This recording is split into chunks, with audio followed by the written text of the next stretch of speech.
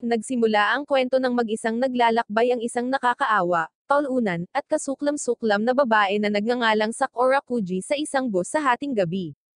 Naputol ang kanyang pag-iisip tungkol sa pagwawakas sa buhay ng kanyang mga miserableng guro nang mapansin niya ang isang alpha male na naka-ultra instinct sa di kalayuan mula sa kanyang bintana.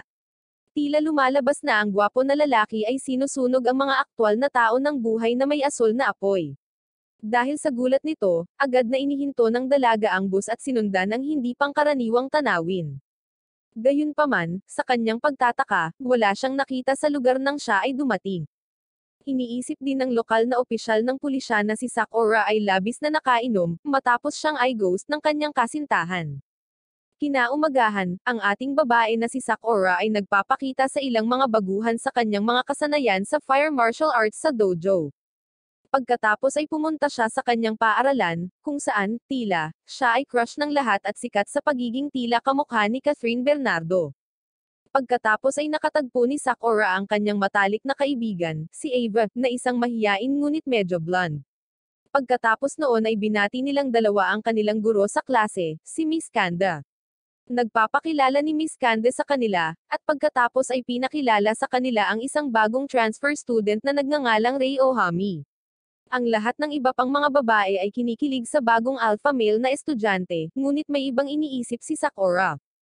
Matapos titigan siya ng ilang minuto, napagtanto ni Sakura na siya ang parehong lalaki na nakita niya kagabi na gumagawa ng sunog sa mga dumadaan. Pagkatapos ng klase, dumiretso si Sakura kay Ohami at sinabi sa kanya na gusto niyang makipag-usap ng pribado. Habang naka-full FBI mode ang babae, iniisip ng mga talunan niyang batchmates na nagpo-propose siya sa kanya. Nagkukumpulan ang lahat ng may ingay na estudyante malapit sa lugar kung saan nag-uusap ang dalawa, na walang ideya kung tungkol saan ba talaga ang usapan. Samantala, hinarap ni Sakura si Ohami at inakusahan siyang nananakit ng mga tao noong nakaraang gabi. Upang patunayan ang kanyang punto, hiniling sa kanya ni Sakura na tanggalin ang kanyang guwantes, dahil ipapakita nito ang kanyang mga nasunog na peklat. Nakakagulat, si Ohami ay mukhang walang pakialam sa lahat ng ito. Agad niyang tinanggal ang kanyang guwantes at ipinakita ang kanyang walang bahid na kamay, na ikinagulat ni Sakura. Napahiya siya sa harap niya at humingi ng tawad sa kanyang hinala. Sa kabutihang palad, hindi ito binibigyang pansin ni Ohami, at umalis na may ngiti sa kanyang mukha. Sa puntong ito, kahit si Sakura ay nagsimulang mag-isip na nakainom lang talaga siya ng sobra kagabi. Samantala, ang buong paaralan ay nakakakuha ng impresyon na ang kanilang paboritong babae ay na-friendzoned kaya naman umalis si Ohami. Maging si Sakura ay tila natutuwa sa maling kwento kaya naman hindi niya sinubukang kumbansihin ang mga ito. Pagkatapos nito, nananatili ang mga hinala ni Sakura tungkol kay Ohami, dahil sa tingin niya ay may tinatago pa ito sa kanya. Para sa kadahilanang ito, nagsimulang i-stalk siya ni Sakura kung saan-saan at binabantayan ang lahat ng kanyang mga aktibidad. Ngunit ang cheap bersyon ng Sherlock na ito ni Sakura ay naging napaka-creepy, kaya iniisip ng lahat na nahuhumaling siya sa alpha male transfer student. Pagkatapos ay binisita ni Sakura ang parehong lugar sa isang gabing muli, kung saan sa tingin niya ay nakita niya si Ohami na sinusunog ang mga tao. Paulit-ulit niyang tinatanong ang sarili kung nangyari nga ba ang nakita niya or hindi. Pagkatapos ay nilapitan siya ng isang cute na puting aso na palagi niyang pinapakain. Gaya ng nakagawian, binibigyan siya ni Sakura ng pagkain, ngunit pagkatapos kumain, agad na tumakbo ang aso sa kung sino sa di kalayuan. Ang tao ay walang iba kundi si Ohami. Nagulat si Sakura nang makita iyon, kahit hindi masyadong mahilig sa tao ang aso ay mukhang nagkakasundo siya kay Ohami. Nagbibigay ito kay Sakura ng impresyon na si Ohami ay maaaring hindi kasing sama ng iniisip niya sa kanya. Pagkatapos nito, sinabi ni Sakura kay Ohami ang tungkol sa aso, na ang kanyang amo ay isang taong walang tirahan na pinaslang ng isang grupo ng mga tulisan na tinatawag na G-Falcon. Nagkwentuhan saglit ang dalawa at saka umalis. Lumipat ang eksena sa opisina ng punong ministro, na nakikitang nakikipag-usap sa kanyang assistant tungkol sa paglalagay ni Ohami sa isang partikular na paaralan. Ipinahihiwatag nito na marami pa ring itinatago si Ohami. Kinaumagahan, inanyayahan ni Ava si Ohami na gumugol ng oras kasama nila ni Sakura, ngunit nagdahilan siya, sinabing abala siya sa trabaho. Nang tanungin kung ano ang ginagawa niya, sumagot si Ohami na siya ay tagalinis ng basura. Pagkatapos nito, nakatanggap siya ng isang tawag tungkol sa kanyang trabaho sa araw-araw, ngunit dinaluhan niya ito ng palihim na may malungkot na ekspresyon sa kanyang mukha. Sa tawag, si Ohami ay tinanong tungkol sa kung ano ang balak niyang gawin kay Sakura, kung saan siya ay tumugon na siya ay tatapusin niya. Papalapit na ang gabi, at pinuntahan ni Sakura ang aso, na mukhang hindi pangkaraniwang nagulat. Sa di kalayuan, napansin ni Sakura ang ilang biker boys na pinapahirapan ang isang lalaki. Ang pagkakita nito ay nagising ang Wonder Woman sa loob ni Sakura, at diretso niyang hinarap ang mga lalaki, na sinasabi sa kanila na tinawag niya ang mga pulis. Nang marinig ito, nagsimulang tumawa ang mga delinquent na para bang pag-aari nila ang lungsod. Ito ay nang mapansin ni Sakura ang natatanging mga tato ng gang at napagtanto na sila ang G-Falcon. Sinabi nila kay Sakura na ang ilan sa kanilang mga tao ay nawala sa parehong lugar ilang gabi ang nakalipas. Nagpatunog ito ng kampana sa loob ng ulo ni Sakura, habang sinisimulan niyang i-connecta ang mga tuldok. Unti-unti niyang napagtanto na totoo ang kanyang mga palagay tungkol kay Ohami, habang ang G-Falcon ay nagsasalita tungkol sa mga taong nakita ni Sakura na sinunog ng buhay ni Ohami. Ngayon na gumagana sa turbo speed ang utak ng dalaga, sinimulan na niyang talunin ang mga lalaki gamit ang kanyang hindi kapani-paniwalang kasanayan sa martial arts. Gayunpaman, ang kanyang momentum ay nasira sa ilang sandali nang siya ay na-tased ng isa sa mga tulisan. Ngayon sa kontrol ng sitwasyon, ang G-Falcon ay nagsimulang talunin si Sakura. Ang eksena ay nagbabalik ng mga alaala ng masasamang away. Gayunpaman, ang aso ay biglang pumasok sa eksena habang sinusubukan niyang iligtas si Sakura, ngunit ang kaawa-awang aso ay nadaig ng ilang G-Falcon, na sumipa sa kanya ng paulit-ulit na parang football. Ang aso ay nakahiga na walang magawa, ang kanyang mga buto at organo ay sumasakit ng husto. Biglang pumasok si Ohami sa eksena nang wala sa oras. Pinuntahan niya ang aso at sinubukang i-comfort ito, ngunit napagtanto niyang malapit na itong masawi. Sa halip na dalhin ang aso sa ospital, ginawa ni Ohami ang hindi inaasahan, habang pinipilipit niya ang leeg ng aso upang bigyan siya ng mabilis at walang sakit na kasawian. Natigilan si Sakura, na hindi makapaniwala sa nakita. Pagkatapos nito, lumingon si Ohami sa isa sa mga G-Falcon na lalaki na nagsimula ng pag-atake sa aso. Inilagay ng galit na si Ohami ang kanyang kamay sa mukha ng lalaki, at literal na sinunog siya ng buhay sa loob ng ilang segundo. Ang eksena ay nagpapatakot sa lahat ng nakakita nito, at nagkaroon ng kumpletong katahimikan sa loob ng ilang segundo. Pagkatapos nito, lumingon si Ohami sa iba pang miyembro ng G-Falcon at tinanong sila kung susuko ba sila, or nanaisin na maging katulad ng kapalaran ng kanilang kaibigan. Pagkatapos ay sinusugod ng grupo si Ohami ng buong lakas. Pagkatapos nito, isa-isa, inalis ni Ohami ang lahat ng mga tulisan sa loob ng ilang sandali. Walang naiwan na bakas ng G-Falcon. Hindi makapaniwalang pinanood ni Sakura ang buong eksena ngunit biglang nilapitan ni Ohami, na nagsabing susunod siya at inilagay ang palad sa mukha niya. Pagkagising kinabukasan, nakita ni Sakura ang kanyang sarili na ligtas sa bahay kasama ang kanyang ina at ama. Ang kanyang ama, na malinaw na nakahinga ng maluwag nang makita siyang nagising, na nagsasabi sa kanya kung gaano siya nag-aalala tungkol sa kanyang mahabang pagkawala, lalo na't siya ay walang malay nang matagpuan siya sa gate. Ang hindi inaasahang sitwasyon ay nagdulot ng matinding pag-aalala ng kanyang pamilya sa kanyang kapakanan. Determinado na malaman kung ano talaga ang nangyari, bumalik si Sakura sa field kung saan niya nakita si Ohami na nakaharap ang mga miyembro ng G-Falcon Gang. Sa kanyang pagtataka, walang bakas ng abo or anumang ebidensya ng maapoy na sagupaan na natatandaan niyang malinaw. Parang nabura ang buong pangyayari. Bumalik sa paaralan, hindi mapalagay si Sakura nang pumasok siya sa kanyang silid-aralan at nakitang nandoon na si Ohami. Si Sakura ay patuloy na nakatingin sa kanyang balikat, ang kanyang isip ay puno ng pag-aalala tungkol sa kanyang kaligtasan. Hindi niya maalis ang takot na baka banta pa rin ang taong nagtangkang saktan siya, lalo na kung sa tingin nila ay alam niya ang kanilang sikreto. Matapos iwasan si Ohami ng ilang beses, sa wakas ay nakahanap si Sakura ng lakas ng loob na harapin siya tungkol sa mga nakakabagabag na pangyayari noong nakaraang araw. Desidido siyang ibunyag ang katotohanan at tiyakin ang sarili niyang kaligtasan. Ito ang nagtutulak sa kanya na maghanap ng mga sagot mula sa misteryosong figure na biglang naging paakit sa kanyang buhay. Samantala, sa isang abalang supermarket, isang lalaki ang nakakuha ng atensyon ng lahat habang siya ay nagtitipon ng maraming laruan.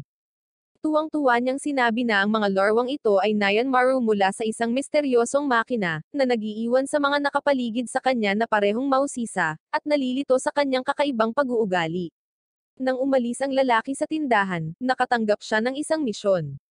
Tinutugunan siya ng mensahe bilang Codebreaker 310 Yuki, at inutusan siyang alisin ang isang target. Si Sakura, na nakatuon pa rin sa paghahanap ng katotohanan tungkol sa marahas na insidente noong nakaraang araw, ay nagawang harapin si Ohami sa isang mataong lugar. Tinanong niya siya tungkol sa mga taong pinaslang niya, ipinahayag ang kanyang mga alalahanin at tinanong kung nakakaramdam siya ng anumang pagsisisi sa kanyang ginawa. Kalmado at prangka ang tugon ni Ohami. Ipinaliwanag niya na pinaslang niya ang mga ito dahil nakikita niya silang walang silbi, at naniniwalang hindi sila kabilang sa iba.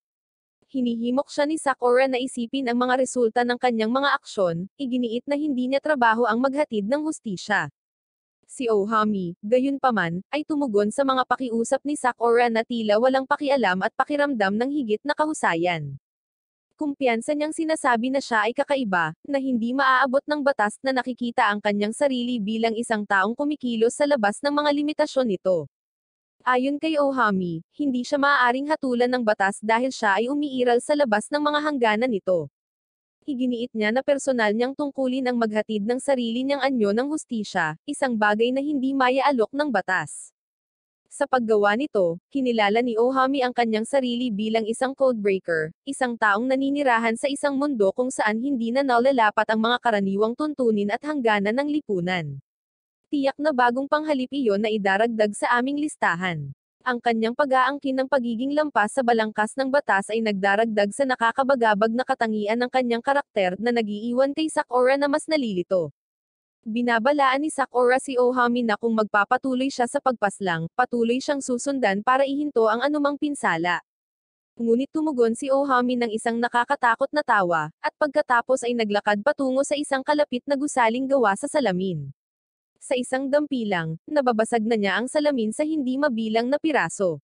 Sa isang pangwakas, nagbabantang babala, sinabi niya kay Sakura na kung sakaling magsalita siya tungkol sa kanya sa sinuman, tatapusin niya muna siya at sinumang pagsabihan niya, kahit saan or kailan.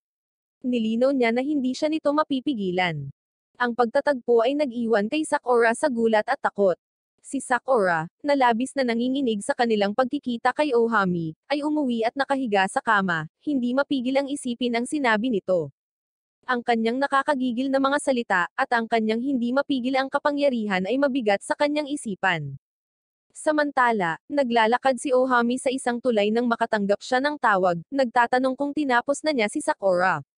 Hindi inaasahan ang sagot ni Ohami. Inilarawan niya si Sakura bilang isang bihirang lahi at sinabing hindi siya masusunog, kahit na sa pamamagitan ng sarili niyang apoy. Dahil dito, nagpasya siyang huwag na lang siyang tapusin muli, na iniiwan ang sitwasyon na nababalot ng kawalan ng katiyakan. Isang umaga, habang naghahanda si Sakura para sa paaralan, nagulat siya nang makitang matiyagang naghihintay si Ohami sa kanyang pintuan. Ang kanyang hindi inaasahang pagdating ay nagtataas ng mga katanungan tungkol sa kanyang mga intensyon. Palibhas ay hindi nag-aalala tungkol sa sitwasyon, si Ohami ay nakahanda na sumama sa kanya papunta sa paaralan. Pagdating ni Sakura, muli siyang sinalubong ng locker na puno ng mga love letter mula sa mga talunan niyang kaklase.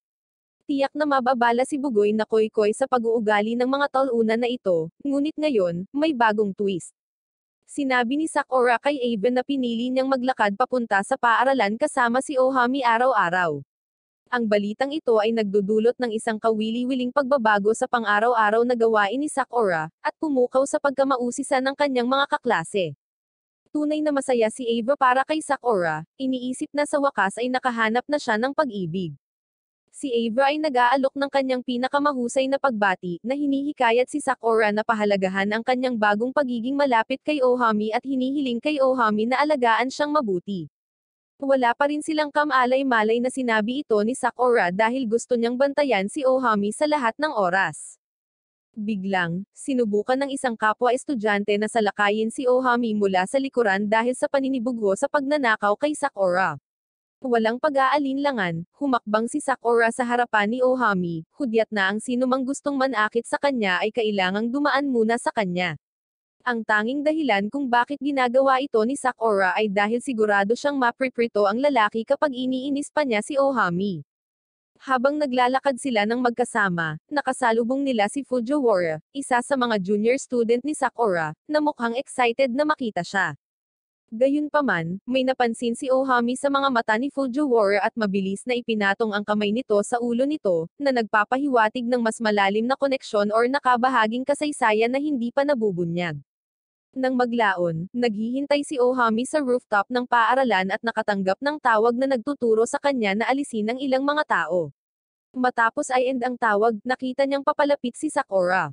Sa isang nakakagulat at banayad na kilos, inalok siya ni Ohami ng isang tuta. Napag-alaman na ang tuta ay mula sa parehong aso na kinailangan niyang ibagsak habang nakaharap sa G-Falcon. Masayang nagpa siya si Sakura na kunin ito sa ilalim ng kanyang pangangalaga. Pagkatapos noon, nagpa siya si Sakura na sundan si Ohami sa lokasyon kung saan kailangan niyang hanapin ang kanyang mga target.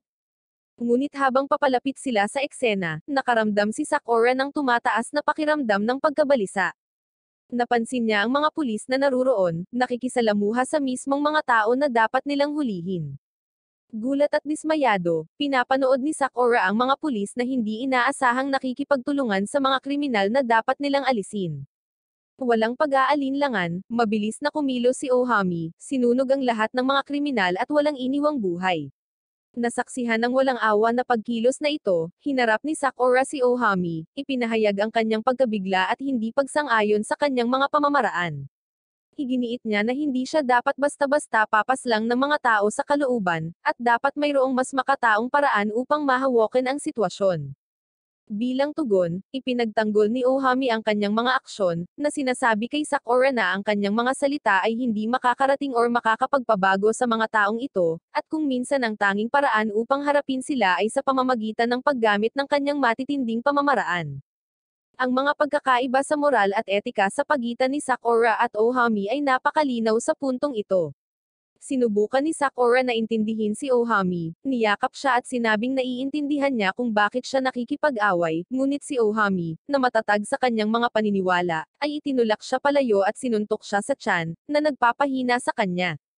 Pagkatapos ay hinabol ni Ohami ang tiwaling pulis na tumutulong sa mga taong pinabagsak niya kanina. Gumawa sila ng isang habulan ng kotse, at sinubukan ni Ohami na gamitin ang kanyang kapangyarihan para sunugin ang kotse ng opisyal.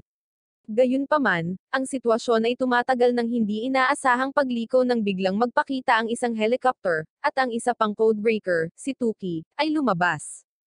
Pinasabog ni Tuki ang sasakyan ng opisyal, habang si Ohami ay kusang tumakas sa pamamagitan ng pagtalon palabas ng sasakyan. Pagkatapos nun, binati ni Tuki si Ohami, at mukhang magkakilala silang dalawa. Sa pinakamataas na grupong gumagawa ng desisyon, nakilala bilang Eden, ang mga taong may kapangyarihang higit sa normal na kakayahan ng tao ay binibigyan ng responsibilidad na gamitin ang kanilang mga natatanging kakayahan, upang maalis ang masasamang puwersa na nagbabanta sa Earth. Kabilang sa mga ito ay si Ohami, isang kilalang codebreaker na kinilala bilang Code 6. Kahit na siya ang pinakabagong miyembro ng grupong ito, napatunayan ni Ohami ang kanyang kahalagahan sa pamamagitan ng matagumpay na pagkumpleto ng bawat misyon na ibinigay sa kanya. Ipinakita niya hindi lamang ang kanyang husay kundi pati na rin ang makabuluhang paglago, na nakuha ang kanyang lugar bilang pantay sa nangungunang 5 codebreaker. Ngayon, sa isang sandali na puno ng pag-asa at misteryo, isa sa mga respetadong hukom ang sumulong upang ihayag kung bakit tinawag si Ohami. Ito ay nagiging malinaw na sila ay may isang espesyal na misyon sa isip para sa kanya, isa na nangangailangan ng lahat ng kanyang hindi pangkaraniwang mga kakayahan. Ang target ng secret mission na ito ay si Tabata Shido, isang kilalang politiko. Ang kanyang imahe ay agad na nagpakita sa telepono ni Ohami, na nagpapakita ng kabigatan ng gawain. Gayunpaman, ang nakakakuha ng pansin ni Ohami ay ang mahiwagang ugnayan sa pagitan ng politikong ito at ng isang nagngangalang Hetami. Sa seryosong tono, ipinaliwanag ng mga hukom na ang trabaho ni Ohami ay higit pa sa pagtanggal ng isang karibal sa politika. Ito ay nagsasangkot ng pag-navigate sa masalimuot na web ng mga relasyon at alyansa sa lihim na mundo. Ang pag-alam ng anumang posibleng link sa pagitan ni Tabata at Hetami ay isang mahalagang bahagi ng komplikadong gawaing ito. Sa isang matapang na hakbang, nagpa siya si Ohami na itap muli ang kanyang psycho side. Lumipad siya patungo sa mga hukom na nagpakawalan ng malakas na apoy na pumapalibot sa kanila. Ang gawaing ito, na naging dahilan upang maging basa ang pantalon ng mga hukom, ay isang malakas na mensahe na hindi siya ituturing na isang kasangkapan lamang. Hinihingi niya ang karapatang pumili kung tatanggapin niya ang misyon or hindi. Samantala, natagpuan ni Sakura ang kanyang sarili na gusot sa sarili niyang komplikadong sitwasyon. Madalas siyang nakikitang nakatambay sa harap ng gate na ikinababahala ng kanyang mga magulang. Kapag tinanong nila siya tungkol dito, sinabi niya muna na kailangan niyang matulog sa labas bilang bahagi ng kanyang bagong pagsasanay sa Mountaineering Club, ngunit sa lalong madaling panahon ay napagtanto niyang alam ng kanyang mga magulang kung kailan siya interesado sa ibang tao. Habang naghahanda siyang umalis ng bahay, nagulat si Sakura nang makita si Tuki, isang binata na may makintab na gininto ang buhok, na nakatayo kung saan karaniwang hinihintay siya ni Ohami. Binati niya ito ng maligalig ngunit nakakatakot na good morning. Naguguluhan pa rin, tinanong ni Sakura kung sino siya, na curious sa hindi inaasahang pagkikitang ito. Pagkatapos ay sinabi niya sa kanya na naroon siya upang kunin siya sa halip na si Ohami. Sa kanilang paglalakbay, nagbabahagi si Tuki ng ilang nakakabagabag na balita kay Sakura. Ipinaliwanag niya na si Ohami ay nakagawa ng ilang malalaking pagkakamali noong nakaraang araw, kaya naman hindi siya nakarating. Binanggit ni Tuki, na nagpapakilala sa sarili bilang Code 4, na kailangang bantayang mabuti si Ohami, na Code 6. Ang pag-uusisa ni Sakura tungkol sa lokasyon ni Ohami ay higit sa kanya, kaya tinanong niya si Tuki kung nasaan siya ngayon. Sagot ni Tuki, sinabing si Ohami ay malamang na napag-alitan lamang ng kanyang mga nakatataas at maaaring maiiyak na. Sa sandaling marinig ito ni Sakura, napuno ng luha ang kanyang mga mata, at nagsimula siyang umiyak para kay Ohami. Pagkatapos ay sinubukan ni Tuki na i-comfort si Sakura, nangako na ibibigay sa kanya ang lahat ng impormasyong kailangan niya tungkol sa kanya. Nilinaw ni Sakura na ang talagang gusto niya kay Ohami ay itigil niya ang kanyang trabaho sa pagtapos ng mga tao. Habang kasama pa si Sakura, sinabi ni Tuki na mayroon siyang mahalagang ibabahagi na kinabibilangan ni Ohami at sa kanya. Pero bago pa siya makapagsalita, biglang sumulpat si Ohami at sinipa si Tuki. Mabilis at maliksi, madaling umiwas si Tuki sa sipa. Nakatayo si Ohami sa harap ni Sakura, sinasabing huwag makinig sa inaakala niyang walang laman na salita ni Tuki. Pagkatapos ay bumaling siya kay Tuki, nagtatanong kung bakit siya nagpakita ng hindi inaasahan. Sinabi ni Tuki kay Ohami na ang mga nakatataas ay may mga alalahanin tungkol sa trabahong itinalaga sa kanya ngayong gabi. Dahil dito, ipinadala si Tuki para tulungan siya. Gayunpaman, ang pangunahing layunin ni Tuki ay maghatid ng malinaw na mensahe na hindi dapat makibahagi si Ohami sa misyon ngayon. Tumugon si Ohami sa pamamagitan ng pagsasabi kay Tuki na ituon ang pansin sa kanyang sariling kalusugan, sa halip na mag-alala tungkol sa kanya. Umiinit ang sitwasyon, at lumabas ang pagkadismaya ni Tuki. Nauwi sa matinding away ang dalawang psychopath. Pumasok si Sakura at sinubukan silang pigilan. Habang nakatayo siya sa pagitan, napansin niya na ang mga mata ni Tuki ay kamukha ng kay Fujiwara, na nagudyok sa kanyang pagdududa tungkol sa posibleng koneksyon nila. Pagkaalis ni Tuki, nagpatuloy sina Sakura at Ohami papunta sa paaralan. Nang ibabaw ang pagkamausisa ni Sakura, at nagsimula siyang magtanong kay Ohami tungkol kay Tuki. Binalaan siya ni Ohami na hindi mapagkakatiwalaan si Tuki, at pinayuhan siyang huwag maniwala sa lahat ng sinasabi niya. Sa klase, habang nagtuturo ang guro, napunta ang tingin ni Sakura sa bintana, kung saan nakita niya si Tuki. Mabilis niyang sinabi sa guro na may sakit siya at hiniling na pumunta sa nurse.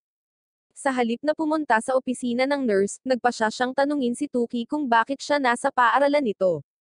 Sinabi ni Tuki na nandito lang siya para tuklasin ang paaralan, ngunit bago pa sila makapag-usap pa, pumasok si Ohami, na inakusahan si Tuki na nanglilibak. Naputol ang kanilang pag-uusap nang makita ng isang guro si Tuki na nakauniporme ng ibang paaralan, at nagtanong tungkol sa kanyang presensya. Ipinaliwanag ni Tuki na siya ay isang bagong estudyante sa isang school tour, at dinala siya ng guro sa silid-aralan upang ipakilala siya sa lahat, kasama sina Sakura at Ohami. Sa oras ng tanghalian, ginagamit ni Sakura ang pagkakataon na tanungin si Tuki kung paano niya mapipigilan si Ohami sa pagsasagawa ng kanyang mga mapanganib na gawain. Ipinaliwanag ni Tuki na ang mga codebreaker ay may malinaw na layunin, at maaaring harapin or alisin ang mga banta batay sa mga utos mula sa kanilang mga superior. Nang maglaon, pagkatapos ng klase, tahimik na sinusundan ni Sakura si Ohami upang magtanong tungkol sa link sa pagitan ni Fujiwara at Tuki. Sumagot si Ohami sa isang malabong paraan, na nagsasabi na ang codebreakers ay karaniwang hindi umiiral, at kung si Tuki ay may pamilya noon, ang kanilang mga alaala sa codebreaker ay mapapawi. Pagsapit ng gabi, nakarating sila sa kanilang nakaplanong lugar para sa operasyon. Ginagamit ni Tuki ang kanyang magnetic powers para magbukas ng pinto, at i-off ang alarm system. Namangha si Sakura sa espesyal na kakayahan ni Tuki. Gayunpaman, ang kanilang misyon ay tumatagal ng isang hindi inaasahang twist, kapag ang isang grupo ng mga tao na may mga espesyal na kapangyarihan, na iiba sa codebreakers, ay nagpakita at nagsimula ng isang away kina Tuki at Ohami. Sa gitna ng matinding labanan, ang mga energy pack ng mga kalaban, na mahalaga sa pagpapalakas ng kanilang mga espesyal na kakayahan, ay mauubos sa loob lamang ng ilang minuto. Sa pagharap sa problemang ito, mabilis silang umatras, sinisisi ang kabiguan sa isang eksperimento. Ipinaliwanag ni Tuki na ang gobyerno ay nagpapatakbo ng isang serye ng mga eksperimento, na naglalayong lumikha ng mga taong may higit sa tao na kakayahan na katulad ng codebreakers. Ang taong namamahala sa mga eksperimentong ito, si Mr. Tabada, isang mataas na opisyal ng gobyerno, ay nagkataong kaaway nila ngayon. Kahit na inaalerto si Tabada ng assistant niya na ang mga codebreaker ay nasa gusali, nananatili siyang matatag, tinatanggihan silang makagambala sa kanyang patuloy na eksperimento.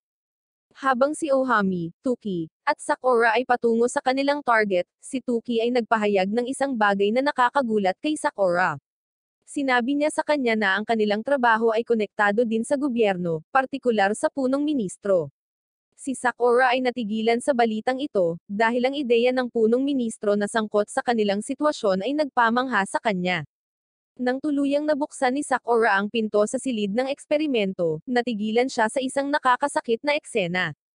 Ang silid ay puno ng maraming mga bata na tila inalis sa mga lansangan, ang kanilang mga buhay ay nagugulo habang sila ay naging paksa para sa malupit na mga eksperimentong ito. Habang papasok siya sa silid, nagpapakita ang nasa likod ng mga pagkilos na ito, si Tabada. Agad siyang kinausap ni Tuki, na ipinaalala kay Tabada ang mga naunang babala ng Eden tungkol sa pagkuha sa mga organo ng tao. Gayunpaman, si Tabada ay nananatiling hindi nababahala at tinatanggal ang kanilang pag-aalala, na sinasabing hindi nila ito problema. Dagdag pa sa tensyon, dumating na ngayon sa pinangyarihan ang dalawang taong nakaharap noon sa mga codebreakers sa pasukan ng gusali. Nagtatalo sila na ang kanilang mga aksyon ay sinadya upang tulungan ang mga tao, iginiit na ang mga batang may limitadong espesyal na kapangyarihan ay halos walang silbi, at ang paggamit ng kanilang mga organo para sa iba pang mga layunin ay ang pinakamahusay na paraan upang mahamit ang kanilang potensyal. Ang kontrobersyal na pahayag na ito ay nagbubunga ng hidwaan sa pagitan ng mga grupo. Para ay back up ang kanilang posisyon, ni-recharge ng mga bantay ni Tabada ang kanilang mga energy pack. Ang isa sa kanila ay kayang kontrolin ang tubig, habang ang isa naman ay kayang gawing solidong bato ang mga bagay. Habang umiinit ang labanan, ang silid ay nagiging isang ligaw na eksena na may iba't ibang mga kasanayan sa buong display. Sa gitna ng kaguluhan, nagpa siya si Tuki na lumayo sa kanyang kalaban, umaasang makaiwas sa laban, ngunit nakasalubong niya muli ang mga kaaway sa harapan, at mariing sinabi na hindi sila makakatakas. Tahimik na sinabi ni Sakura kay Tuki ang mahalagang detalye, na ang pinagmulan ng kapangyarihan ng kalaban ay nasa isang bag na dala ng isa sa mga lalaki. Iminumungkahi niya na kung maaari nilang kunin or sirain ang bag na ito, maaari silang makakuha ng isang kalamangan sa labanan. Kasunod ng payo ni Sakura, kinuha ni Tuki ang bag at laking gulat niya nang makitang may hawak itong maliliit na bata na pinagmumulan ng kapangyarihan ng kalaban. Sa isang nakakagulat na pagliko ng mga pangyayari, nahaharap sila sa isang mahirap na pagpili sa moral at kailangang kumilos ng mabilis. Kasunod ng kagustuhan ng bata, nagpa siya silang tapusin ang dalawang kaaway. Habang naalis ang dalawang gwardya, tanging si Tabada na lamang ang natitira. Habang sinusubukan niyang tumakas sa desperasyon, nahuli siya ni Tuki at iginiit na dapat tapusin ni Ohami ang trabaho. Si Ohami, na handang gamitin ang kanyang maalab na kapangyarihan, ay gagawing barbecue si Tabada, ngunit sa napakahalagang sandaling iyon, ang anak ni Tabada, na naka-wheelchair, ay hindi inaasahang dumating. Tinanong niya ang kanyang ama, na nakadikit sa dingding, tungkol sa pagkakakilanlan ni Sakura, Tuki, at Ohami, ang mga nanghihimasok ayon sa kanya. Sa kanyang sandali ng desperasyon, inihayag ni Tabada na ang lahat ng kanyang mga aksyon ay sinadya upang mahanap ang tamang organ para sa kanyang anak na babae. Ipinaliwanag niya na hindi maibigay ng ospital ng mabilis ang kinakailangang transplant para sa kanyang anak, kaya agad siyang kumilos upang iligtas ang buhay nito. Habang nakikiusap si Sakura kay Ohami na huwag tapusin si Tabada, nagsimulang maunawaan ng lalaki kung gaano kaseryoso ang kanyang mga aksyon. Nanghihinayang sa kanyang ginawa, hiniling niya kay Sakura na alagaan ang kanyang anak habang tinatanggap niya ang kanyang nagninangas na wakas, hinahayaan siyang sunugin siya ni Ohami. Kasabay nito, iniisip ni Mr. Suno, sekretarya ni Tabada, na halos hindi na niya naiwasan ang kasawian at naglalakad siya ilang blok mula sa gusali. Gayunpaman, mabilis siyang naabutan ni Tuki, determinadong alamin kung sino ang sumusuporta sa masamang proyekto ni Tabada. Sa pagharap sa panggigipit na ihayag ang mahalagang impormasyong ito, gumawa si Mr. Suno ng isang kalunod-lunos na aksyon, itinaas niya ang baril sa sarili niyang ulo at hinayla ang gatilyo, tinapos ang kanyang buhay bago siya makapagbigay ng anumang mga lihim. Sa sumunod na eksena, ang balita sa TV ay nag-ulat na si Tabada ay pumanaw na, at ang dahilan ng kanyang pagkasawi ay hindi pa rin alam. Mayroong iba't ibang mga alingaw-ngaw at teorya na umiikot na may ilan na nagmumungkahi na ito ay dahil sa isang trahedya na insidente na kinasasangkutan ng pagyoyosi sa kama. Samantala, si Tuki ay nasa opisina ng punong ministro. Mukhang natuwa ang punong ministro nang makita niya si Tuki, at nagpalitan sila ng pagbati. Gayunpaman, malamig ang pagkilos ni Tuki, ang kanyang mga mata ay nagpapahiwatig ng posibleng ugnayan sa pagitan ng punong ministro at ng mga pasilidad ng pananaliksik. Pagkatapos ay ipinahayag na ang punong ministro ay ang tunay na ama ni Tuki, ngunit si Tuki ay tila napupuot sa kanyang ama dahil ginawa siyang walang sinumang codebreaker. Samantala, si Ohami at Sakura ay naglalakad sa kalye, kasama si Sakura na nagbabasa sa isang artikulo sa pahayagan tungkol sa misteryosong pagkasawi ni Mr. Tabada. Isang estranghero ang biglang huminto sa tabi nila, humihingi ng ilang privacy, na nagpapahiwatig ng isang mahalagang pag-uusap na maaaring makaapekto sa kanilang buhay. Tumabi ang babae na nakabalat kayo bilang lalaki. Pagkatapos ay ipinahayag niya ang mga alalahanin ng Eden kay Ohami tungkol sa pagpili nitong dalhin si Sakura sa bahay ni Mr. Tabada sa panahon ng misyon, na nagresulta sa pagkasawi nito. Ayon sa babae, hindi lamang nito inilalagay si Sakura sa seryosong panganib, kundi nagtaas din ng mga katanungan tungkol sa kanyang halaga at potensyal sa mga mata ng Eden. Inihayag niya na ang bagong direktiba ng Eden ay upang protektahan si Sakura sa lahat ng mga gastos dahil siya ay nakikita bilang isang bihirang lahi at posibleng isang mahalagang figure sa kanilang mga plano sa hinaharap. Nang maglaon, sa bakuran ng paaralan, habang naglalakad sila patungo sa klase, iminungkahi ni Sakura kay Ohami na subukan niyang magkaroon ng higit pang mga kaibigan upang tamasahin ang kanyang sapilitang buhay sa paaralan. Ang reaksyon ni Ohami ay tila wala lang, nilinaw niya na hindi siya interesadong makilahok sa mga aktibidad or pagbuo ng mga relasyon na hindi makakatulong sa kanya na makamit ang kanyang mga layunin. Binigyang diin niya na ang codebreakers ay hindi niya mga kaibigan kundi mga kasamahan na may katulad na interes na nagpapakita kung gaano siya kaseryoso sa kanyang tungkulin at misyon.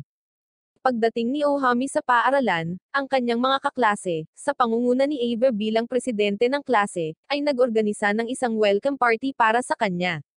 Sa panahon ng kaganapan, ang mga mag-aaral ay nagmumungkahi ng iba't ibang mga aktibidad na nais nilang gawin kasama si Ohami sa buong taon, na nag-aalok ng pagkakaibigan. Si Ohami, gayunpaman, ay malinaw na walang interes sa lahat ng ito. Kinagabihan, tinignan ni Ohami ang mga mensahe ng mga kaklase niya na gustong makipagkaibigan sa kanya. Sa sorpresa ni Sakura, sinunog niya ang mga mensahe, ipinaliwanag na ayaw niyang mag-iwan ng mga pisikal na bakas at mas gusto niyang kabisaduhin ang sinabi ng mga ito. Binanggit din niya na hindi pa siya handa sa anumang pagkakaibigan ngayon. Pagkatapos nito, nakita naming pauwi na si Tuki nang bigla siyang dumanas ng matinding isyo sa puso na nagbabanta sa kanyang buhay. Samantala, sina Yukihina at Hetami, parehong dating codebreaker na kilala bilang Code Zero at Code 1, ay tumalikod sa kanilang mga dating kakampi. Nagtitipon sila ng sarili nilang puwersa, nagliliste ng mga ahente na nawawala sa ilalim ng utos ng punong ministro. Ang mga pag-unlad ay nagpapahiwatig ng isang bago at komplikadong salungatan na namumuo sa mundo ng codebreakers, isa na maaaring magkaroon ng malubhang kahihinatnin. Pagsapit ng gabi, natagpuan ni Sakura at Ohami ang kanilang mga sarili sa rooftop ng paaralan, na nakakulong sa isang tensyon na standoff. Hinatake ng mga puwersa ni Hetami ang paaralan, at sumulong sa gate kung saan nakatayo sina Ohami at Sakura. Ang mga attacker na ito, na kinokontrol ni Hetami, ay mga kakaibang reanimated na bangkay ng mga napaslang niya. Habang kinakalaban ni Ohami ang ilan sa mga undead na ahente na ito, ipinahayag ni Sakura ang kanyang pag-aalala, hindi sinasang-ayunan kung paano niya pinangangasiwaan ang mga ito. Sumagot si Ohami na sila ay nasawi na at si Hetami lamang ang may kapangyarihang bumuhay sa kanila. Nagiging malubha ang sitwasyon nang magsimulang hamina si Ohami, habang nakikipaglaban sa walang humpay na pag-atake ng undead na hukbo ni Hetami. Sa tamang panahon, pumasok si Miss Kander gamit ang kanyang mga baril para tapusin ang ilan sa mga reanimated na ahente, na nagbigay kay Ohami ng maikling sandali para makarecover. Ang break na ito ay nagpapahintulot sa kanya na habulin ang isang grupo ng mga ahente na ito na pumasok sa paaralan, patungo sa kanilang silid-aralan. Pagkatapos ng mahabang pakikibaka, dumating si Yuki at ang iba pang codebreakers upang suportahan si Ohami sa patuloy na labanan. Lalong tumitindi ang laban habang nagsasama-sama sila para harapin ang nagbabantang-banta ni Hetami at ng kanyang undead na hukbo. Matapos matagumpay na talunin ang mga reanimated na ahente ni Hetami, maingat nilang inilipat ang isang nagpupumiglas na Ohami sa isa sa mga silid-aralan. Pagkatapos nito, naglaan ng ilang sandali si Miss Kande upang ipaliwanag na ginagamit ni Ohami ang kanyang mga espesyal na kakayahan kamakailan lamang, na naging dahilan upang siya ay hamina. Tiniyak niya kay Sakura na karaniwan ito para sa mga taong may espesyal na kakayahan, at tinitiyak sa kanya na ganap na gagaling si Ohami sa loob ng isang araw, na nagdudulot ng ginhawa sa kanya. Nagtataka sa kabayanihan ni Miss Kande, kinausap ni Sakura si Heikei at Yuki. Ipinahayag niya ang kanyang pagtataka nang malaman na si Miss Kande ay isang codebreaker din. Pagkatapos ay nilinaw ni Miss Kande na hindi siya codebreaker kundi isang ahente para sa Eden na sumusuporta sa codebreakers. Nagdagdag si Heikei ng higit pang konteksto, na nagpapaliwanag na si Ohami ang pinakamababang ranggo na codebreaker, na kilala bilang Code Number 6, kaya naman binigyan siya ng isang miyembro ng kawani ng suporta. Ibinubunyag nito ang hierarchy at support system sa mundo ng codebreakers na nagbibigay diin sa mga tungkulin ng mga kasangkot. Hindi mapigilan ni Sakura na matawa nang marinig niya na si Ohami ang may pinakamababang ranggo sa mga codebreakers. Hindi siya makapaniwala na mababa lang ang ranggo ng wild psychopath na gumagawa ng pagkasunog sa mga tao para sa kasiyahan. Ang kanyang pagkagulat ay napakalinaw. Nagpapatuloy si Heikei sa mga pagpapakilala, na nag-aalok ng higit pang mga detalye tungkol sa mga ranggo at kapangyarihan ng codebreakers.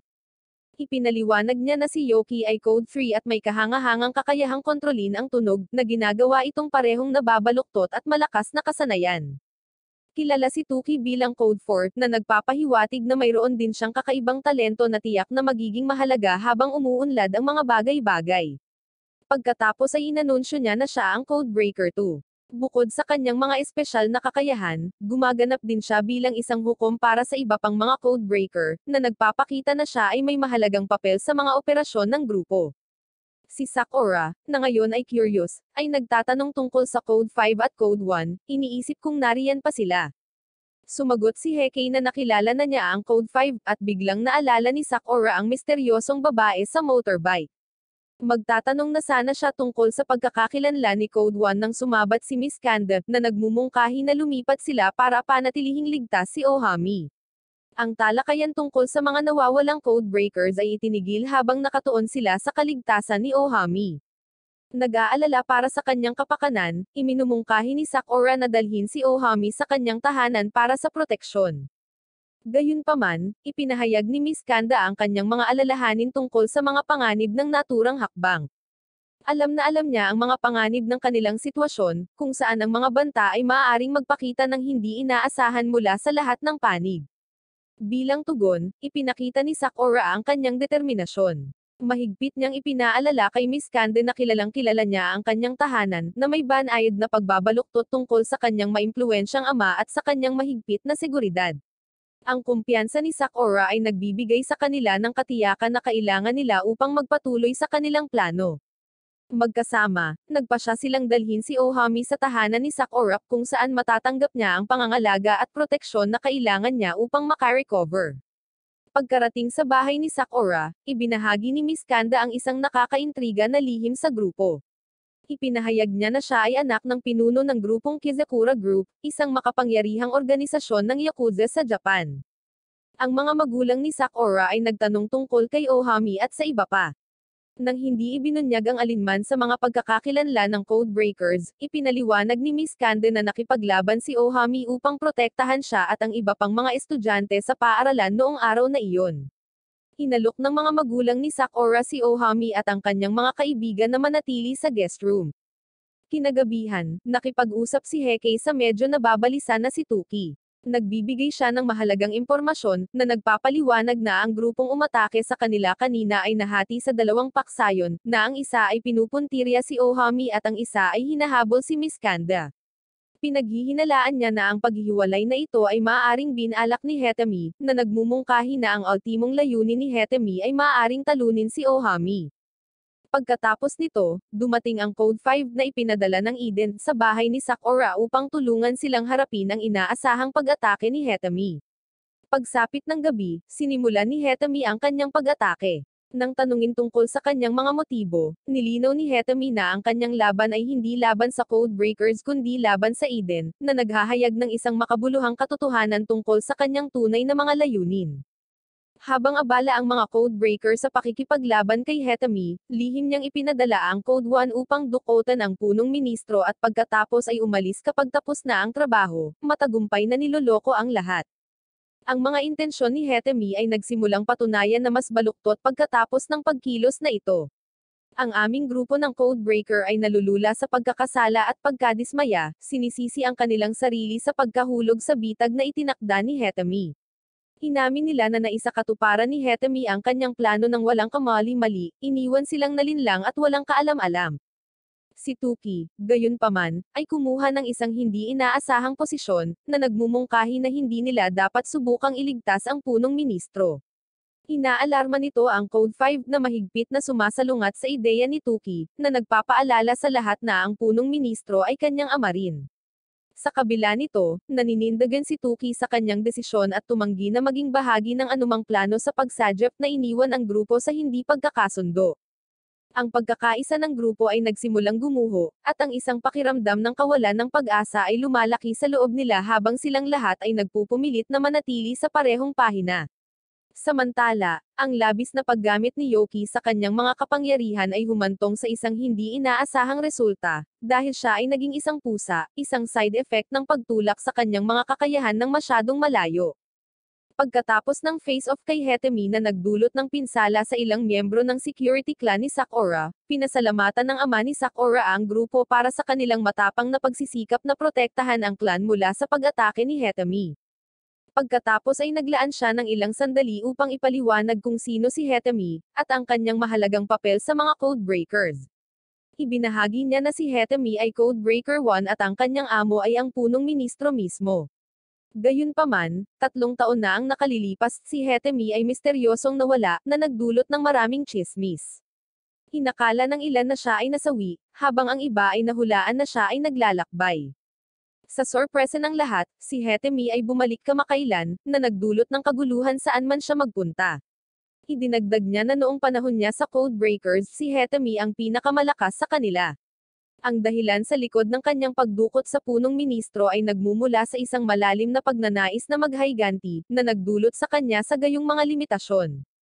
Binanggit ng Code 5 na ang mga layunin ni Hetami ay higit pa sa pagpaslang sa punong ministro, na nagmumungkahi na maaari siyang magkaroon ng isang lihim na plano. Ang pagkatuklas ng pagbabago ni Hetami mula sa isang dating pinuno tungo sa isang malakas na kaaway, ay nag-iwan sa grupo ng pagkalito at pagkabalisa.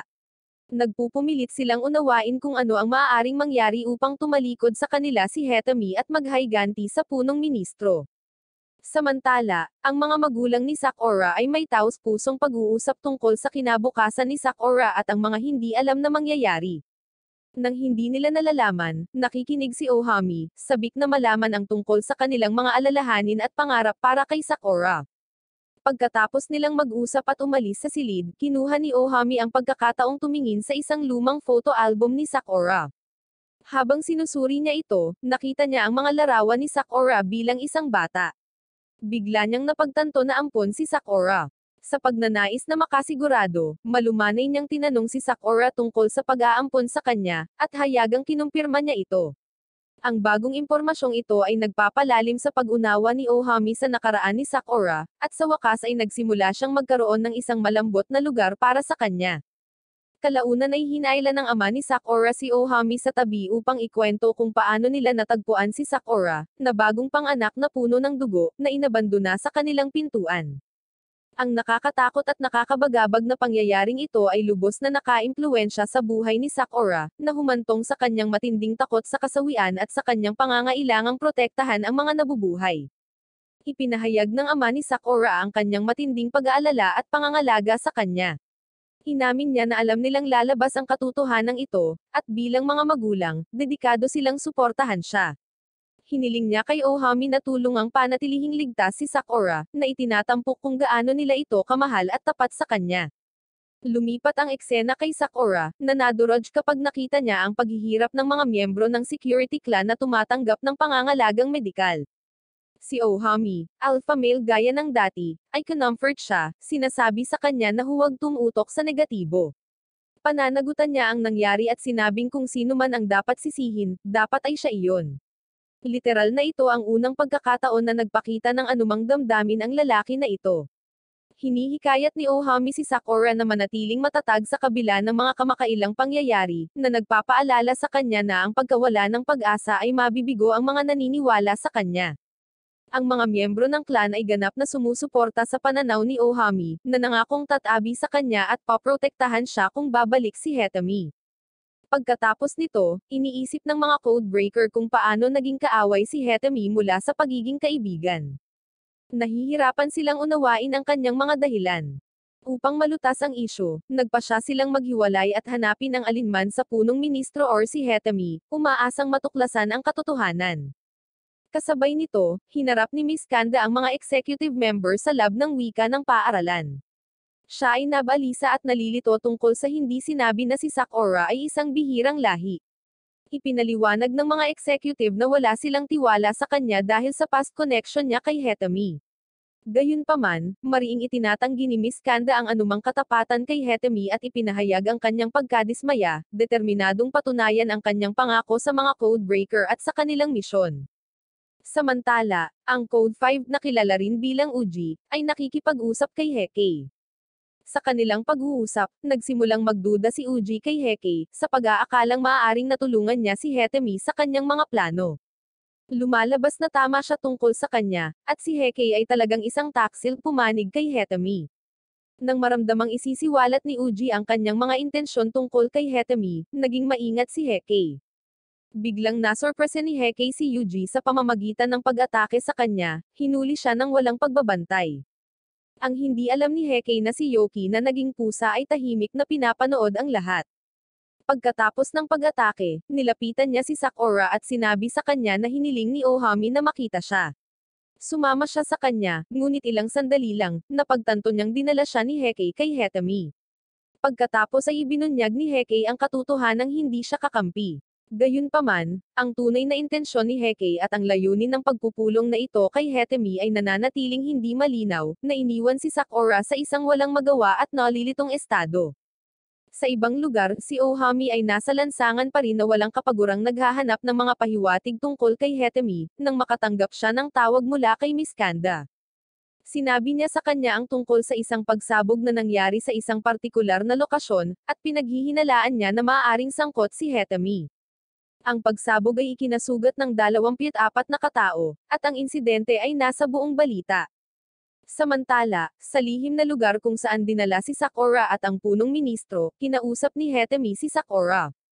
Tiniyak niya sa kanya na wala siyang planong saktan siya, at ipinaliwanag niya na dinukot niya siya para lang hindi siya makagambala sa kanya. Ibinunyag din ni Hetami na si Ohami ay inilipat sa kanyang paaralan sa ilalim ng utos ng mas mataas na awtoridad upang bantayan siya. Ipinakita niya ito bilang isang paraan upang maprotektahan ang parehong mga codebreaker at magsilbi ng mas malaking layunin. Lumipat ang eksena kay Miss Kanda, nagmamaneho ng kanyang sasakyan at malalim na nag-iisip tungkol sa mga kilos ni Hetami at sa kabaitang nasaksihan niya sa nakaraan. Nahihirapan siyang intindihin kung paano nagawa ng isang napakabait na tao ang ginawa niya, at kumbinsido siyang may seryosong dahilan sa likod ng pag-uugali nito. Habang nagmamaneho siya, nakatanggap siya ng anonymous na mensahe sa kanyang telepono tungkol sa lokasyon ni Hetami, na nagdaragdag sa pagkaapurahan ng sitwasyon. Samantala, hinarap niya si Hetami tungkol sa pagsabog, tinanong kung bahagi ito ng mas malaking plano. Ipinaliwanag ni Hetami na dahil lamang sa naruroon si Sakura ay nangangahulugan na lubos siyang nagtitiwala sa kanya. Pagkatapos ay tinanong niya si Hekei kung paano niya siya nahanap ng napakabilis na nagpapahiwatig na maaaring sinusubaybayan siya ni Hekei mula pa sa simula. Upang ipakita ang kanyang sinseridad, inihayag ni Hekei na nakipag-deal na siya kay Uji. Samantala, ang mga magulang ni Sakura ay nagiging mas nag-aalala kapag hindi siya umuuwi, na humantong sa kanila na makipag-ugnayan kay Ohami upang maibsan ang kanilang mga alalahanin. Tiniyak niya sa kanila na alam niya kung nasaan si Sakura at may plano siyang ibalik siya ng ligtas, ngunit malinaw ang pagkaapurahan sa kanyang mga aksyon habang mabilis siyang tumungo sa lugar kung saan pinaniniwalaan niyang naroon si Sakura. Habang tumatakbo si Ohami sa lokasyon, nakatanggap siya ng nakakabagabag na balita mula kay Yoki at Tuki tungkol sa ginawang pagtataksil ni Hekei. Determinado na harapin ang bagong banta na ito, sina Miss Kanda at Ohami ay sumubaybay kay Hekei kung nasaan si Hetami. Pagdating nila, nakita nila si Hekei, at ang sitwasyon ay mabilis na umabot sa isang matinding labanan. Si Hekei ay nagpapakita ng hindi kapani-paniwalang lakas, madaling in-overpower pareho sina Toki at Ohami. Sa gitna ng matinding laban, nakahanap si Ohami ng paraan sa itaas kung nasaan sina Hetami, Miss Kanda, at Sakura. Ngunit ang naghihintay kay Ohami ay isang nakagigimbal na twist, nagtagumpay si Hetami na hikayatin si Miss Kanda, at inutusan siyang paputukan siya gamit ang isang bala na lang na natitira. Sa isang tense at emosyonal na sandali, sinabi ni Hetami kay Ohami na kung kukuha siya ng isa sa mga bala ni Miss Kanda at masawi, maliligtas nito si Miss Kanda mula sa isang kakilakilabot na kapalaran. Si Miss Kanda, sa ilalim ng kontrol ni Hetami, ay nagsimulang atakihin si Ohami habang papalapit ito, na nagpaplanong wakasan ang kanyang buhay bago maubos ang mga bala. Habang tumataas ang tensyon, si Sakura, na nakatali, ay hindi makatiis na panoorin ang pagpaslang ni Ohami kay Miss Kanda. Sa isang matapang at walang pag-iimbot na hakbang, itinulak niya si Miss Kanda na iniligtas siya mula sa mapanganib na pagputok. Dahil malapit na ang sitwasyon, hinarap ng lahat si Hetami, nagtatanong kung bakit iba ang kanyang kinikilos. Itinuro ni Hetami ang mga nakahintong orasan sa dingding, na ipinaliliwanag na sa tuwing masasawi ang isang codebreaker, humihinto sa paggana ang mga orasan. Pagkatapos ay ibinunyag niya na ang kanyang mga pagpapasabog ay sinadya upang lumikha ng kaguluhan at kalituhan, na pinipilit ang mga tao na maghanap ng taong masisisi sa pagkawasak. Inaasahan niya na ang mga tao ay magsisimulang makita ang mga codebreaker bilang kanilang mga tagapagligtas na gagawin silang mga bayani na sila ay nakatakdang maging, sa halip na hayaan silang mawala sa limot. Ipinaliwanag ni Hetami na ang kanyang plano ay gawing kampyon ng hustisya ang mga codebreaker, na nagpapahintulot sa kanila na labanan ang kasamaan ng hayagan at maging mga simbolo ng pag-asa para sa mga tao. Gayunpaman, hindi kumbinsido si Ohami, tinitingnan ang plano bilang may depekto at mali sa moral. Ang kanilang hindi pagkakasundo ay humahantong sa isang matinding labanan, habang nakikipagpunyagi sila sa kanilang iba't ibang mga pananaw para sa hinaharap. Ang sitwasyon ay tumatagal ng isang hindi inaasahang twist ng sina Code Zero, Yukihina, ay pumanig kay Hetami at sumali sa labanan. Pagkatapos ay ibinunyag ni Yukihina ang isang seryosong katotohanan, na ipinaalam sa kanila na mayroong bomba sa gusali at na siya at ang punong ministro ay aalis na. Determinado na pigilan silang saktan ang punong ministro, likas na nagpa siya si Sakura na sundan sina Hetami at Yukihina. Ang eksena ay napupunta sa isang flashback. Noong 16, si Hetemi ay pinili ng Eden Supreme Council upang maging Codebreaker 6 na may hindi kapani-paniwalang kapangyarihan. Nagsasagawa siya ng maraming misyon, nagliligtas ng mga buhay at tinatalo ang maraming kontrabida. Ang kanyang kahangahangang mga gawa ay nagbibigay sa kanya ng paggalang ng Eden Supreme Council, at siya ay mabilis na tumaas sa kanilang mga ranggo. Sa edad na 20, si Hetemi ay dumanas ng nakakasakit na pagkawala ng masawi si Haroya, isang kapwa codebreaker na kilala bilang Code 5. Ang trahedyang ito ay pumupuno sa kanya ng galit at isang matinding pagnanais para sa pagbabago, na humahantong sa kanyang promosyon sa Code 5 na nagpapataas ng kanyang kapangyarihan at impluwensya. Habang patuloy siyang umaangat sa ranggo, naging Code 3 si Hetemi sa edad na 26. Sa panahong ito, nagsimula siya sa isang misyon na magpapabago sa kanyang buhay magpakailanman. Sa isang nakakagulat at trahedya na pangyayari, nasaksihan niya ang pagkasawi ng Code 1 at ilang iba pang codebreaker sa harap niya mismo. Gayunpaman, nang bumalik si Hetemi sa Eden Council, nahaharap siya sa isang malupit na katotohanan. Sa halip na magpakita ng anumang panghihinayang or pagkilala sa mga nasawi na codebreaker, ang konseho ay nananatiling cold attitude at walang malasakit. Ang kanilang pangunahing alalahanin ay ang pagkamit ng kanilang mga layunin at mabilis na palitan ang mga nawalang codebreaker, na inilalagay ang kanilang misyon sa lahat ng bagay. Pagkatapos ay ibinunyag ni Hetemi na ang Code 5 ay may pambihirang kakayahang kontrolin ang tubig, na ginagawa siyang isang malakas na kaalyado. Gayunpaman, sa kanilang pagkabigla, nalaman nila na siya ay nasawi dahil sa tubig. Tinitingnan ni Hetemi kung may anumang impormasyon ang ahensya tungkol sa kanyang pagkasawi, dahil lubos na naniniwala si Hetemi na hindi siya pinaslang ng mga kaaway sa labas. Matapos ang pagkasawi ng Code 1, napagtanto ni Hetemi na naging Code 1 na siya at binigyan ng titulong Ace. Mula sa sandaling iyon, si Hetemi ay gumagawa ng seryosong pangako sa kanyang sarili. Bilang Ace, determinado siya sa kanyang misyon na pigilan ang anumang mga codebreaker na masawi habang siya ang namumuno. Pakiramdam niya ay tungkulin niyang protektahan at pangalagaan ang kanyang mga kapwa taga-codebreaker, na ganap na nakatuon sa pagpapanatiling ligtas sa kanila mula sa pinsala.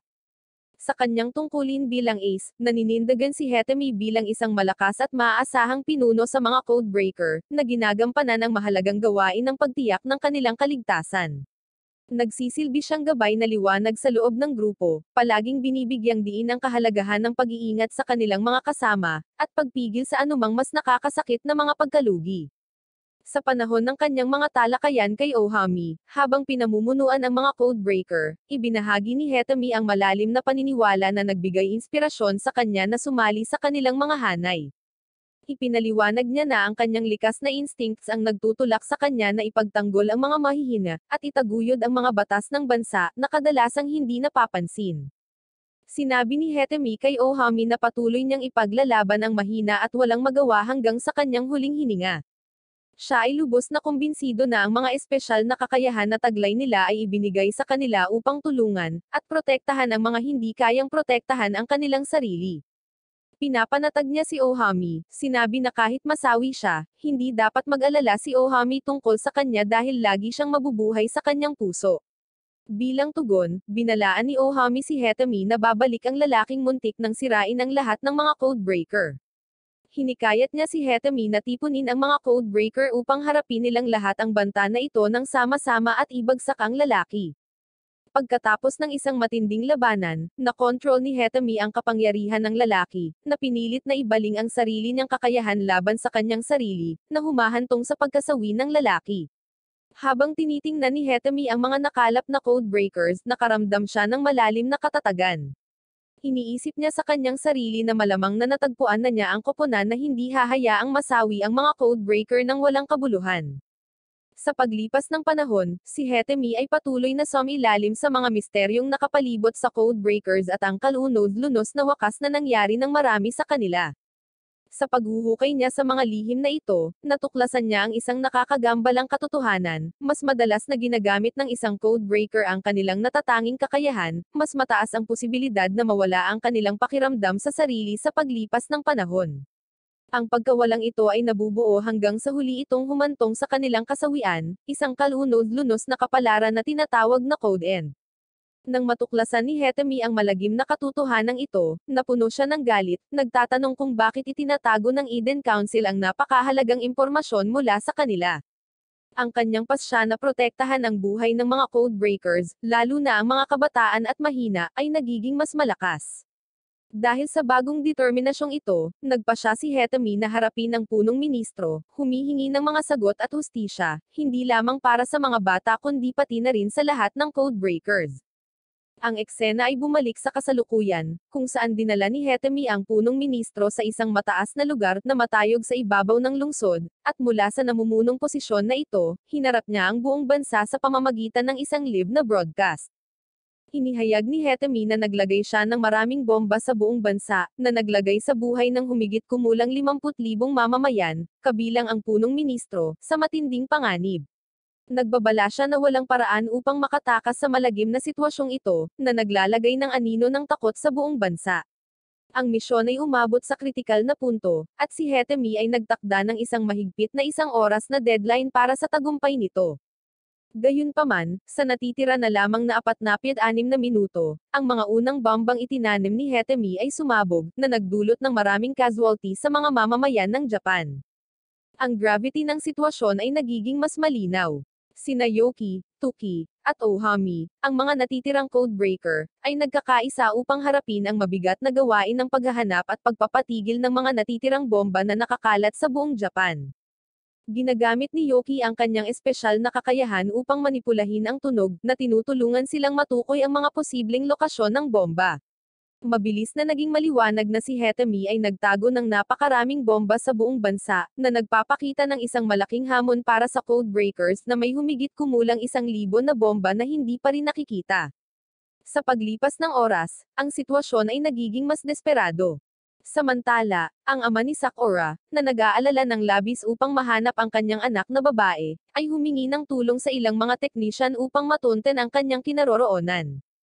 Ang kanilang mga pagsisikap ay humantong sa kanila sa isang mataas na tore kung saan nakakulong si Sakura.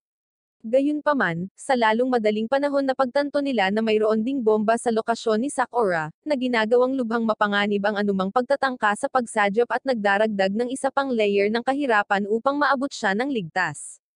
Nang masaksihan ni Yoki ang nakakasakit na damdaming resulta ng mga pagsabog ng bomba, determinado siyang kumilos kaagad. Inutusan niya sina Tuki at Miss Kande na magsama sa Sky Towers, kung saan maaari silang mag-alok ng tulong sa mga nangangailangan. Samantala, pinanggako ni Yoki ang kanyang sarili na harapin ang mga bombang nakakalat sa buong bansa, na hinihimok ng matibay na pasya na pigilan ang anumang mas inosenteng buhay na mawala. Pagdating nila sa Sky Tower, parehong nabigla sina Hetemi at Hekei nang matuklasan na nakarating na si Ohami sa gusali. Ipinahayag ni Hekei ang kanyang intensyon na pigilan si Ohami, ngunit si Hetemi ay matatag sa kanyang desisyon na harapin si Ohami ng mag-isa, sabik na subukan ang lawak ng kanyang kapangyarihan. Nang makatagpo ni Hetemi si Ohami, kumuha ng diplomatikong diskarte si Ohami, na nagmumungkahi na kung magbibigay si Hetemi ng impormasyon kung paano i-deactivate ang mga bomba, maiiwasan nila ang direktang sagupaan. Gayunpaman, tumanggi si Hetemi, determinadong makita kung ano ang tunay na kaya ni Ohami. Ang sumunod na labanan ay nakitang si Hetemi ay unang nakakuha ng kalamangan. Samantala, si Sakura, na nakatali kung saan siya itinago ni Hetemi, ay malapit na pinapanood ang matinding labanan sa pagitan ng dalawang codebreaker, na napagtanto ang kabigatan ng sitwasyon. Tinawag niya ang kanyang tapat na aso at hiniling na palayain siya mula sa pagkakatali. Samantala, si Ohami, pagod na sa mahaba at matinding labanan, ay umabot sa punto ng pagkapagod. Sa mahinang estadong ito, hinikayat niya si Hetemi na ipaliwanag ang dahilan sa likod ng kanyang mga aksyon, desperadong naghahanap ng sagot para sa kaguluhan at pagkawasak na dulot niya. Si Hetemi, na nanghihina rin, ay nagsimulang magkwento tungkol sa nakaraan na nagtulak sa kanya sa puntong ito. Ipinaliwanag niya na minsan ay nilapitan niya ang punong ministro na may simpleng kahilingan, na payagan ng codebreakers na kilalanin at tanggapin ng mundo. Ngunit ang reaksyon ng punong ministro ay hindi ang inaasahan ni Hetemi. Sa halip na pagbigyan ang kanyang hiling, inutusan ng punong ministro ang kanyang mga ahente na tapusin si Hetemi. Nahaharap sa pagtataksil na ito, natagpuan ni Hetemi ang kanyang sarili sa isang mapanganib na sitwasyon at kailangang lumaban upang mabuhay. Nagulat si Hetami nang magpasya ang Eden na suportahan ang pinili ng punong ministro. Dahil dito, pinatalsik nila siya sa Codebreakers. Binigyang diin niya na ang kanyang pangunahing layunin ay ilantad lamang ang pagkakaroon ng Codebreakers sa mundo. Gayunpaman, ang pagtanggi ng Eden na sumang-ayon sa ideyang ito ay tinawag na siya ngayon bilang isang kriminal sa kanilang mga mata. Habang malalim na nagninilay-nilay si Hetami sa kanyang mga aksyon at motibasyon, nauunawaan niya na ang pagbabago sa organisasyon ng Eden mula sa loob ay mangangailangan ng panggigipit mula sa mga puwersa sa labas. Ang kanyang determinasyon ay hinihimok hindi lamang ng pagnanais na tulungan ang mga Codebreakers, kundi pati na rin ng malalim na pagmamalasakit sa mga batang may espesyal na kakayahan. Ang mga batang ito, na minsang nahiwalay at pinaghiwalay ng gobyerno, ay nadala sa hanay ng Codebreakers. Nangangamba si Hetami na kung mananatili ang mga batang ito sa ilalim ng kontrol ng gobyerno, sila ay magiging mga makinang walang emosyon, na walang sariling desisyon. Si Hetami ay hinihimok ng isang malalim na kahulugan ng layunin. Determinado siyang tiyakin na hindi sila gagawing walang emosyon na mga kasangkapan para sa Estado. Nang ipaliwanag ni Hetami ang kanyang mga dahilan, hindi sumang-ayon si Sakura, na naging mahirap ang kanyang mga pamamaraan. Ngunit iginiit ni Hetami na ang kanyang diskarte ay ang tanging posibleng paraan upang magkaroon ng pagbabago sa loob ng organisasyon ng Eden, at makamit ang kanyang mga layunin. Samantala, nang dumating si Natuki at Miss Candace sa Sky Tower upang tumulong sa sitwasyon, nakatagpo sila ng pagtutol mula kay Heki, na determinadong pigilan sila sa pakikialam. Sa isang nakakagulat na pangyayari, bumalik si Uji sa eksena. Mukhang nabigo si Heki sa pagpaslang sa kanya, at ngayon ay handa na siyang sumali sa aksyon. Sa kanyang pagbabalik, agad niyang hinarap si Yukihime. Sa ibang lugar, sa kalaunan ay natagpuan ni Tuki ang punong ministro, na nakagapos at desperadong nagmakaawa kay Tuki na iligtas siya bago sumabog ang bomba. Ngunit huminto si Tuki, iniisip kung talagang iiwan siya ng punong ministro kung ang mga tungkulin ay binaligtad. Samantala, isang matinding labanan ang nagaganap sa pagitan ni Yukihime at Uji.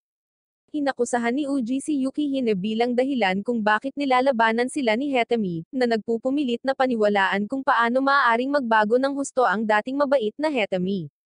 Ibinahagi ni Yoki ang pananaw ni Hetami, na sinasabing ang mga utos ng punong ministro at Eden ay nagbigay sa kanila ng kalamangan, na nagpapahintulot sa kanila na habulin ang mga gumagawa ng mga maling gawain na labag sa kanilang kalooban. Ipinapangatuwiran niya na may mas mapanganib na mga tao na nagtatrabaho para sa Eden kaysa sa punong ministro, at ang kanilang misyon ay labanan ang tiwaling impluensyang ito. Lumipat ang eksena sa paghaharap ni Hetami kay Ohami. Sinabi ni Hetami na ginamit ng Eden ang Codebreakers upang magsagawa ng mga assassinations, pinananatiling malinis ang kanilang sariling mga kamay, na nagmumungkahi na ang kanilang mga motibo ay pareho. Hinabot niya si Ohami, inaanyayahan siyang sumali sa paglikha ng isang bagong mundo at pakikipaglaban sa kanyang tabi, tulad ng ginawa nila noon. Ngunit si Ohami ay naninindigan, tumatangging sumama sa kanya. Inamin niya na sumasang-ayon siya sa pagpuna ni Hetami sa mga aksyon ng Eden, ngunit hindi niya masuportahan ang sariling marahas at mapanganib na pamamaraan ni Hetami. Walang nakikitang pagkakaiba si Ohami sa pagitan ni Hetami at ng mga organisasyong kanyang kinokondena, at ang moral na paghahati na ito ay nagtulak sa kanila na higit na magkahiwalay. Si Hetami, na determinadong tapusin ang laban, ay naghahanda na maghatid ng isang malakas na atake kay Ohami gamit ang kanyang kapangyarihan sa kidlat. Sa huling sandali, buong tapang na humakbang si Sakura sa harapan ni Ohami, nakikiusap kay Hetami na huwag siyang tapusin. Samantala, ang grupo ng mga teknisyan ng Kizakura Gumi, na pinamumunuan ng ama ni Sakura, ay nakahanap ng isa sa mga bomba. Pagdating nila, kaharap nila ang dalawang kabataan na determinadong protektahan ang bomba. Ang mga tagapagtanggol na ito, kasunod ng mga utos ni Hetami, ay ginagamit ang kanilang mga espesyal na kakayahan upang bantayan ang mga bomba, na sinasabing ginagawa nila ito para sa kapakanan ng mga espesyal na bata. Sa ika-10 standoff, walang takot na nakatayo si Sakura sa harap ni Ohami, matatag sa kanyang pagnanais na protektahan siya mula sa mapanganib na pag-atake ni Hetami. Si Hetami, gayunpaman, ay nagpapakita ng kanyang walang awa na determinasyon, na walang pag-aatubili na saktan silang dalawa. Pinakawalan niya ang kanyang malakas na kapangyarihan ng kidlat kay Sakura, ngunit sa pagkabigla ng lahat, hindi siya nito pinaslang. Dahil sa pagkadismaya sa kanyang kabiguan, malamig na idineklara ni Hetemi na gagawa siya ng ibang paraan, sinakal siya hanggang masawi. Ipinaalala ni Hetemi kay Ohami na wala siyang planong saktan si Sakura hanggang sa pagkasawi ng punong ministro, at 50,000 mamamayan, sa paniniwalang ang kanilang pagkasawi ay susi sa tagumpay ng kanyang plano. Ang tensyon ay hindi matiis habang ang timer ay tumatakbo patungo sa zero. Sa pagtataka ng lahat, walang bombang sumasabog kaagad. Si Yoki ang nakarating sa lokasyon ng mga bombang ito sa oras, at matagumpay na na-defuse ang mga ito. Sinabi ang lokasyon ni Yoki nang walang iba kundi si Heke pagkatapos ay ipinahayag na si Heke, na dating tumayo kasama si Hetemi, ay tumalikod na sa kanya at nasa panig na naman ng Codebreakers. Ang lalaking ito ay may mga panig na higit pa kaysa sa karamihan ng mga politiko, ngunit ipinahayag ni Hetemi na mayroon siyang isang panghuling trick. Ipinaliwanag niya na habang ang mga bomba ay maaaring nakatakdang sumabog, siya ay nanatili sa Sky Tower upang direktang kumukuha ng kuryente mula sa langit, tinitiyak na ang mga bomba ay magpapasabog sa kanyang plano. Samantala, pagkatapos siyang palayain ni Tuki, ang punong ministro ay nakakaranas ng isang pambihirang sandali ng pagmumuni-muni at kahinaan. Inamin niya kay Tuki na maaaring siya ay isang kontroladong pawn, na nagpapahiwatig na ang takot ang nagtulak sa kanyang mga aksyon. Habang si Hetemi ay nagpapatuloy sa kanyang pagtatangka na kumuha ng kapangyarihan mula sa langit, si Yoki, Uji, at si Heke ay nagpupumilit na pigilan siya, ngunit ang kanilang mga pagsusumikap ay nabigo. Lumala ang sitwasyon ng si Hetemi, na nabulag ng kanyang pagkahumaling, ay hinawakan si Sakura sa leeg gamit ang isang kamay, sinusubukang sakalin siya. Matindi ang tensyon sa kwarto, at parang nawawala ang pag-asa. Sa gitna ng buhay or kasawi ang labanang ito, si Ohami ay nagsusuper saiyan, na nagpakawalan ng napakalaking apoy na mas malaki kaysa sa anumang nakita ng mga codebreaker. Ang mga apoy ay umuungal at sumasayaw, na nagpapakita ng isang bagong tuklas na kapangyarihan na nagising lamang sa loob ng ating alpha male. Sa pagmumuni-muni sa nakaraan, naalala ni Hetemi noong sinasanay niya si Ohami sa mga diskarte sa pakikipaglaban bilang bagong miyembro ng Codebreakers. Noon, idiniin niya ang pangangailangang manatiling alerto hanggang sa tuluyang matalo ang kanilang mga kaaway. Noong panahong iyon, malapit silang magkaibigan. Sa kasalukuyan, pagkatapos na makita ang nagninangas na apoy na pinakawalan ni Ohami, nagulat si Hetemi na hindi pa sumuko si Ohami sa pagtatapos ng code. Gayunpaman, si Ohami, na hinimok ng kanyang pasya, ay matapang na hinamon si Hetemi, na nagpahayag ng kanyang matatag na layunin na talunin siya. Habang ipinapadala ni Hetemi ang kanyang kidlat patungo kay Ohami, nakakagulat na nasisipsip ni Ohami ang lahat ng kapangyarihan ni Hetemi. Ang labanan ay tumitindi habang ang dalawang codebreakers ay nagsasalpukan, na iniiwan ang kahihinatnan na hindi sigurado. Sa gitna ng matinding labanan, ang lahat ay namangha nang si Ohami ay sumisipsip muli ng kidlat ni Hetemi, sa huli ay nanag sa kanya. Si Hetemi ay bumagsak sa lupa, walang pagtatanggol, habang ang sarili niyang kidlat ay nagsimulang tamaan siya. Mabilis na napagtanto ng codebreakers na nararating na niya ang kinatatakutang pagtatapos ng code, isang estado na nagpapahiwatig ng pagtatapos ng buhay ng isang codebreaker. Sa kanyang mga huling sandali, inihayag ni Hetemi ang kanyang tunay na intensyon. Nais niyang pigilan ang Eden sa pagsasamantala sa mga taong may espesyal na kakayahan, at tiyaking mabubuhay sila ng normal tulad ng ibang mamamayan. Ang kanyang layunin ay bigyan sila ng kasiyasyang buhay, at protektahan ang iba pang mga codebreaker mula sa sisi sa kanyang mga aksyon. Bilang Code 1, nakita niyang tungkulin at pribilehiyo niyang gawin ang sakripisyong ito. Habang nakahiga siya, unti-unting nawawala ang buhay, taos pusong humihingi ng kapatawaran si Hetemi sa kanyang nagawa. May matinding panghihinayang sa kanyang mga mata, tinatawag niya ang bawat isa sa kanila sa pamamagitan ng pangalan, na nagbabahagi ng taos pusong mga kaisipan tungkol sa mga katangiang hinahangaan niya sa kanila. Kinikilala niya ang lakas ng karakter na taglay ng bawat codebreaker, na kanyang iginagalang at pinahahalagahan. Kahit time na humingi ng tawad at nagsasalita si Hetemi mula sa puso, nahihirapan si Ohami na pigilan ang kanyang emosyon.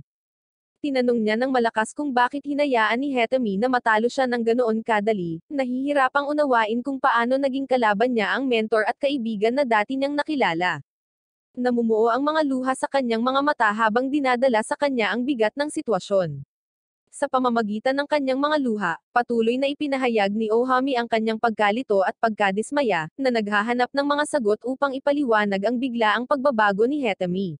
Nagtataka siya kung paano sila mapupunta mula sa pagiging malapit na kaibigan at kaalyado, hanggang sa mga kalaban sa magkabilang panig ng isang mapangwasak na labanan. Habang nawawala ang buhay ni Hetami, seryoso siyang nagsalita, na nagpapaalala sa kanila na ang kanilang pagkakaisa, na ipinakita sa kanilang labanan ngayon, ay mahalaga para sa kanilang kaligtasan. Binigyang diin niya na ang pagtutulungan, tulad ng ginawa nila, ay ang tanging paraan upang mapanatiling ligtas ang bawat miyembro ng kanilang koponan ng Codebreaker. Sa gitna ng taos-pusong mensahe ni Hetami, ang punong ministro ay biglang pumasok sa eksena, na nagdulot ng masamang pagbabago sa mood. Kumpiyansa niyang inanunsyo na hindi niya papayagan ang mga taong may espesyal na kakayahan na lumaban sa publiko. Sa matatag na pagpapasya, iginiit niya na sa kalaunan, makakalimutan ng mga tao ang pagpapasabog, na minamaliit ang kabigatan ng sitwasyon. Ngunit hindi makatiis si Sakura at pabayaan ito. Hinarap niya ang punong ministro, hinahamon ang pagtanggi nitong makinig sa mga salita ni Hetami. Hinihimok niya itong isipin ang gustong ipahayag ni Hetami. Ang tugon ng punong ministro ay nagpapakita ng kanyang pagkasuklam para sa Codebreakers, at ang kanyang panghihinayang sa isang desisyon na minsan niyang ginawa. Nanghihinayang siya na kung alam niyang magiging tulisan si Hetami, hinding-hindi niya ito ni-recruit. Sa isang huling pagkilos ng pagsuway, inipon ni Hetami ang kanyang natitirang lakas bumangon sa kanyang mga paa. Siya ay naghahanda upang hampasin ang punong ministro ng isang kidlat. Bago siya kumilos, ang iba pang mga Codebreaker ay nakikialam. Sa wakas ay naunawaan na nila ang tunay na kahulugan ng mensahe ni Hetami. Sa bagong pag-unawa at determinasyon na ito, hinihimok nila siyang magpahinga, tinitiyak sa kanya na sila ang bahala sa sitwasyon at tutuparin ang pagbabagong naisip niya.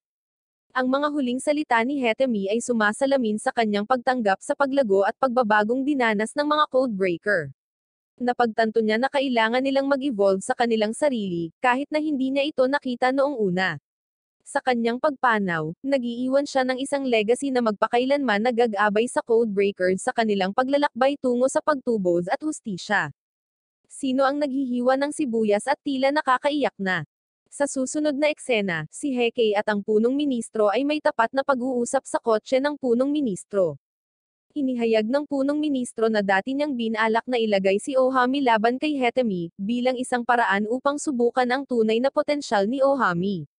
Samantala, si Sakura ay pupunta sa paaralan sa umaga, umaasang makikita si Ohami sa kanilang karaniwang lugar, ngunit kapansin-pansing wala siya. Biglang nagpakita si Yoki sa kanyang anyo ng pusa at sinabi kay Sakura na wala na si Ohami.